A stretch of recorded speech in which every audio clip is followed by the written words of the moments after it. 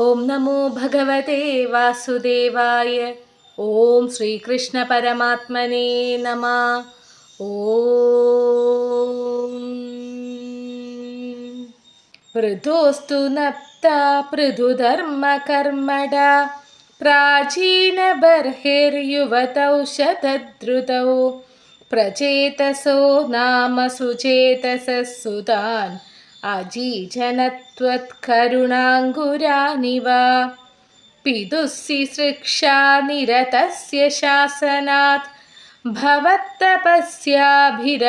ദശാപി തേ പയോനിധിം പശ്ചിമമേത്യ തത്തടേ സരോവരം സന്തദൃശുർമനോഹരം തഥാ ഭവത്തീർത്ഥമിദം സമാഗതോ ഭവോ ഭവത്സേവകദർശനാധൃത പ്രകാശമാസാദ്യ പുരപ്രചേതസാം ഉപാദിശദ്ഭക്തതമസ്തവസ്തവം സ്തവം ജപന്തസ്തമമീ ജലാന്തരേ ഭവന്തമാസേ വിശതായുധം സമാ ഭവത്സുഖാസ്വാദരസാധമീഷ്വിയാൻ ബഭൂവ കാലോ ധ്രുവവന്നശീക്രത തപോഭിരേഷാമതിമാത്രവർദ്ധിഭിः സയജ്ഞഹിംസാ നിരതോऽപി പാവിതാ പിതാപി തേഷാം ഗൃഹയാതനാരത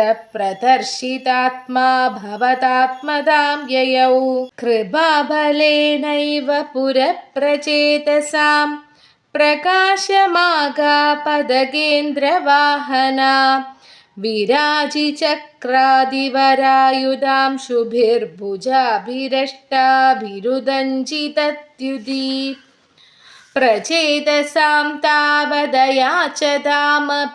ത്വമേവ കാരുണ്യഭരാധ്വരാനദാ ഭവദ്വിചിന്താപി ശിവായ ദേഹിനാം ഭവത്വസൗരുദ്രനുദിശ്ച കാമദാ അവാപ്യ കാന്താം തനയാം മഹീരുഹാം തയാരമധ്വം ദശലക്ഷവത്സരീം സുതോസ്തു ദക്ഷോ നനു തക്ഷണാച്ച മാം പ്രയാസ്യതേതിജ്ഞഗതോ മുദൈവ താൻ തതശ്ച തേ ഭൂതലരോതിനസ്തരൂൻ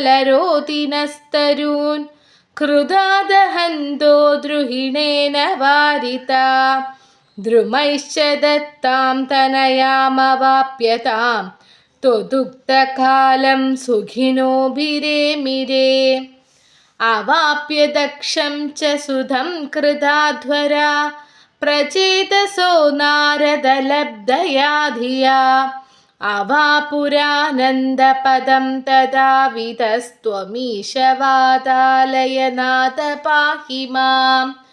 സർവത്ര ഗോവിന്ദനാമസങ്കീർത്തനം. ഗോവിന്ദ ഗോവിന്ദ.